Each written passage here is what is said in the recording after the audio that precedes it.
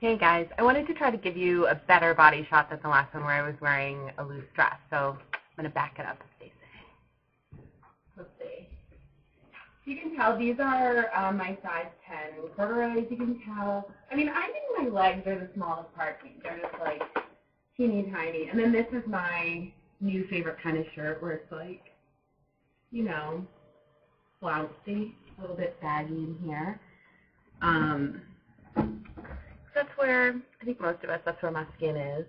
So I tend to wear stuff that's a little looser there just because I'm self-conscious of it. Not even when I'm standing. In a weird way, it's when I'm sitting that suddenly, like, I have a little roll. You know, I have a little good, as they say. The last video I made, the audio went so weird in the middle. So let's see if I can do this one without being weird. I'm going to try to get the awful light out of the background. Okay, that's better. So this is actually a video because I had so much to say in the last one that I forgot to mention that I had my annual checkup with my general practitioner doctor, who I had seen when I was like 240 and like I think a month or two out of surgery.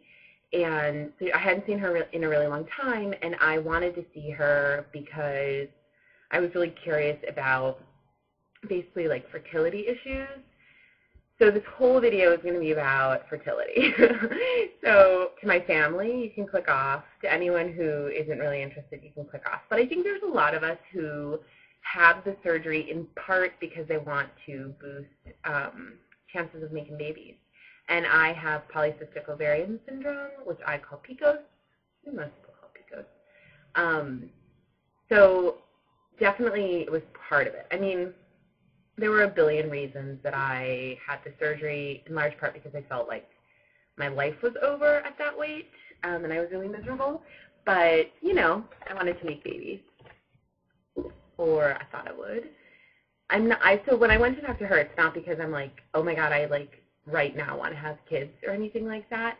It was just my annual checkup, but obviously it was a huge thing because basically a little bit of my history. So my period is super irregular, and before the surgery I was having it, like I'd miss a whole year without having it, and then I might have it once, and then I might never have it, and that's sort of been my whole life. It's super irregular.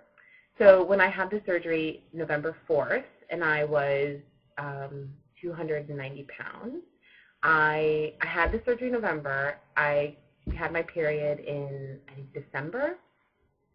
Super excited. And then I had maybe like the end of December. And then I had my period again beginning of February.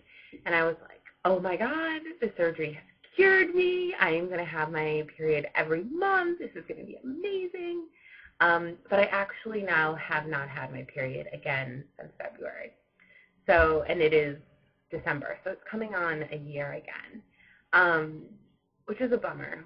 It's a total bummer. I thought losing the weight would just, you know, it's frustrating because I feel like when you are morbidly obese and you go and talk to the doctor about anything, and not my doctor is really amazing, but, you know, I've only been seeing her for a little more than a year. I feel like the only advice you're often given is, oh, well, you need to lose the weight. And I just feel like this proves that that's not the only thing. Clearly, PCOS is its own thing, and I will have it forever, and et cetera, et cetera. But a few things, though. There kind of, PCOS is this cluster of symptoms, so a lot of the symptoms have, you know, really eased up. And again, whatever, talk about my body. But one of the things is having really rough skin at the back of your neck, which I feel like I know a few people who have PCOS, and a lot of us have that. It's really rough skin and really dark skin, like at the back of the neck and at the armpits.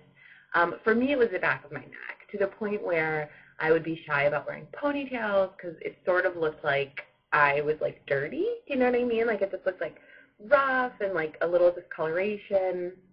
So I, like, wouldn't like wearing ponytails because I was like, oh, I don't want people looking and thinking my neck is dirty or something. And that, it's weird, but that has totally gone away. So the back of my neck is, like, smooth, and the skin discoloration has totally eased up, and it's really nice.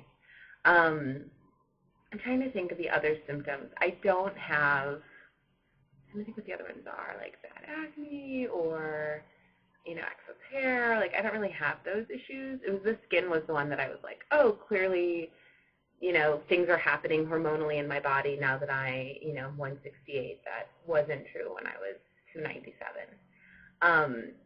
So in talking to her is the other piece of it. So, and she's super smart and super on her game. She said even if my period is not regular now, definitely losing, you know, a significant amount of weight will help getting pregnant. So that was really nice to hear. She wasn't super concerned about my periods being irregular because there's stuff, you know, I forget what it's called, like clomidine. There's stuff that you can take to, like, regulate your period once I'm like, all right, let's do it. Let's, you know, start tracking my fertility and trying to get pregnant and stuff. And it's really, to me, super encouraging in the community, I have to say, that there are people who are here who have had babies. And I don't want to call anyone out because, like, I don't totally know everyone's health background, and I don't want to make people embarrassed. But who have had babies, who are pregnant, I mean, clearly we can do it. We can do it, group effort. But to me, it's really encouraging, and I feel like it's the sort of thing, it's funny hanging out with my friends now, you know, we're all in our late 20s, early 30s, hanging out with them and thinking, you know, some of them are a little bit overweight and have PCOS, or normal weight and have PCOS, and, you know, it's just a thing. Like, I don't think it's totally tied to weight. I have friends who weigh 150, who are super fit and active, who've been diagnosed with PCOS, and I'm excited that losing the weight will help, my doctor says, but I don't know. We will see. I mean, that is the crazy crapshoot, I think, of, like, getting pregnant in general. It seems like even if you don't have PCOS, even if you're totally regular, you don't really know what's going on until you're trying. But that's my long babble. I don't know if that's helpful at all. But also for me to remember. So, sadly, I am coming up on a year with no period, although it's kind of nice not to have it. But anyway, I hope you guys are all doing well. Talk to you soon. Bye.